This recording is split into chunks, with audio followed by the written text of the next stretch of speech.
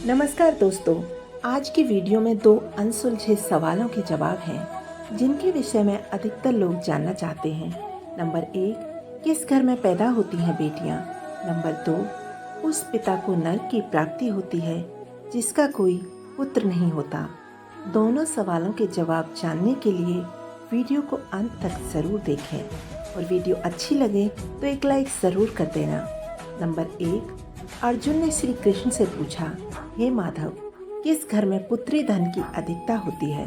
तो कृष्ण कहते हैं, हे पार्थ, बेटियों का जन्म उस घर में होता है जहाँ माता पिता के कोई पूर्व पुण्य कर्म होते हैं। धर्म शास्त्रों में कहा गया है, पिता की मुक्ति के लिए पुत्र का होना जरूरी है, परंतु बेटियां भी पिता को बहुत सारे भार से मुक्त करती हैं।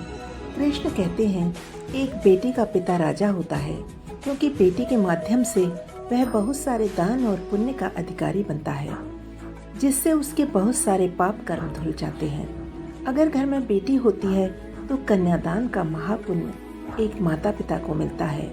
जिस घर में बेटियां नहीं होती वो माता पिता इस पुण्य कर्म से वंचित रह जाते हैं। कहा जाता है, दामाद या भांजा भांजी को दान करने से व्यक्ति को अक्षय पुण्य की प्राप्ति होती है और उसके पूर्व जन्म के संकट भी कट जाते हैं, परंतु ये तभी संभव है जब आपके घर में बेटी हो। एक बेटी का पिता होना बहुत सौभाग्य की बात होती है, क्योंकि हर बेटी के भाग्य में पिता होता है, परंतु हर पिता के नसीब में बेटी नहीं होती। बेटे पिता की संपत्ति बांटते हैं और बेटियां पिता का दुख बांटती हैं। एक बेटी के बिना सृष्टि की रचना असंभव है। ईश्वर ने अगर आपके घर को बेटी के जन्म के लिए चुना है तो इसलिए क्योंकि आपके अंदर बेटियों को पालने की सामर्थ्य होती है। बिना बेटी के घर की दहलीज आजीवन बिन ब्याही रह जाती है।